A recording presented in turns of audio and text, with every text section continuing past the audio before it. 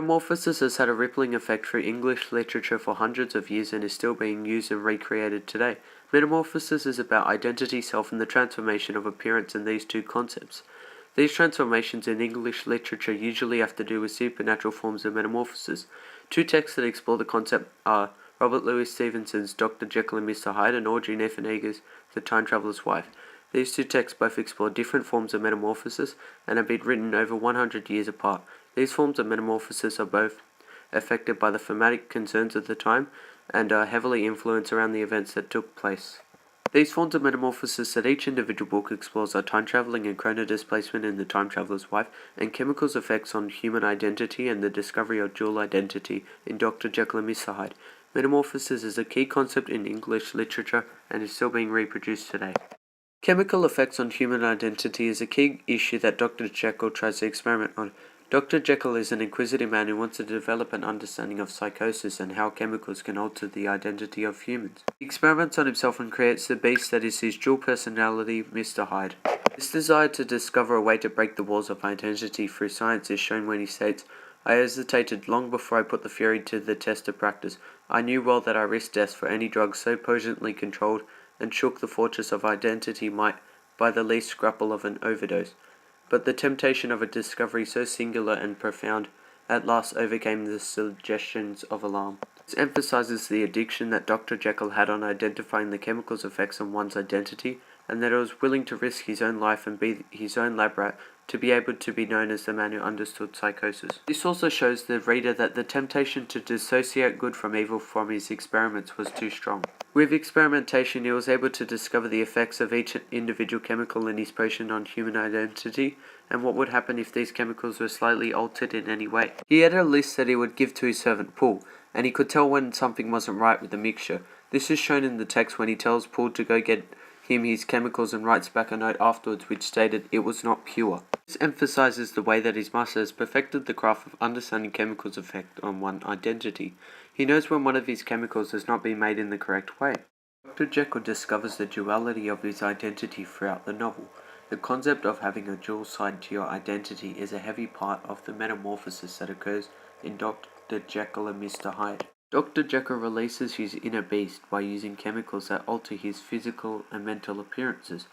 He calls his inner self Mr. Hyde, and he is an evil character who terrorizes the streets by satisfying Dr. Jekyll's unethical desires.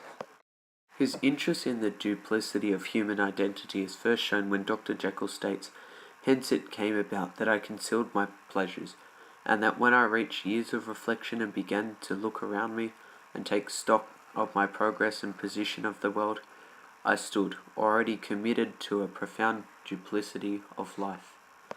This use of emotive language exposes the fact that Dr. Jekyll was unable to release his inner desires until he was finally able to break the walls of identity and transfer his inner beast into reality in the form of Mr. Hyde. This also emphasizes that his dual identity, Mr. Hyde, brought out the desires that he never knew he had. This discovery of his dual identity is further enhanced when he states, "Through so profound a double dealer, I was in no sense a hypocrite. Both sides of me were in dead earnest.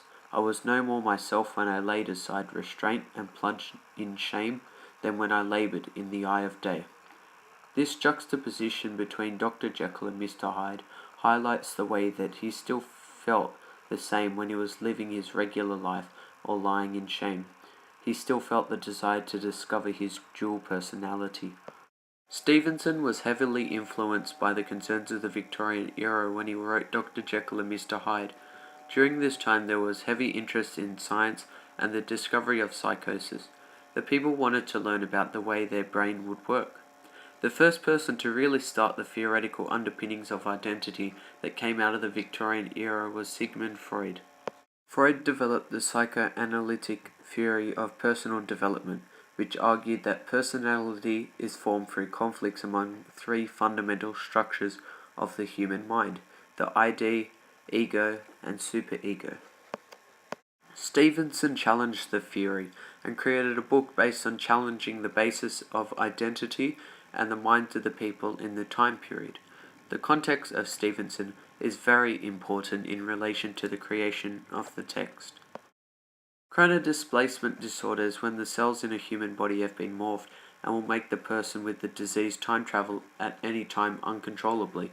Throughout the text, the time traveler's wife, Henry de Tample, is trying to find out the cause of this disease and is looking for a cure. He knows that this manipulation of his body cells has caused him to relive some great memories, but it can also be the cause of his death. It also leads to existential issues being brought upon Henry and his family.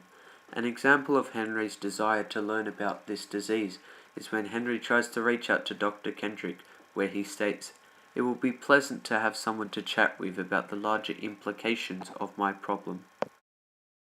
This use of emotive language portrays the point that Henry is willing to look for help on understanding and stopping his travelling through time. Time travelling can be dangerous and can cause Henry to be put into dangerous situations. This brings up existential problems where he and his wife have to put up with worrying about his existence. This is first shown when he is running in the rain and a lady stares at him.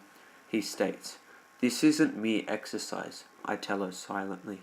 "This is desperation."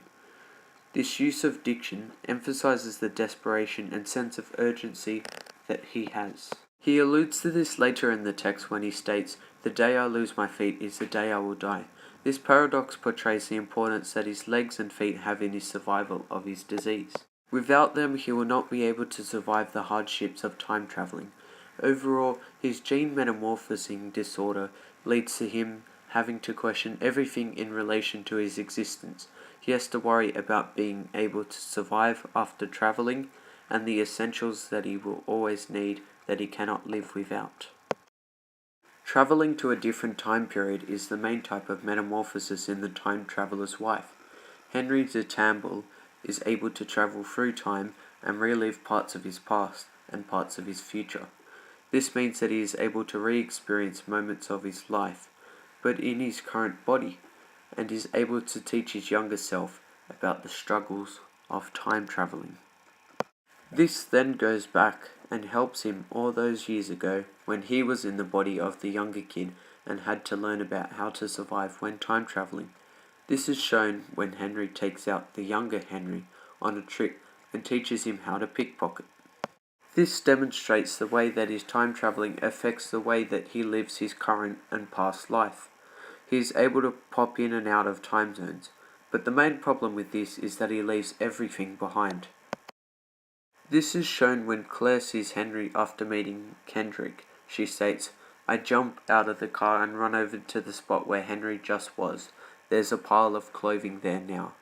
This use of imperatives demonstrates to the reader the way that Henry time travels and the way that he doesn't take anything along with him.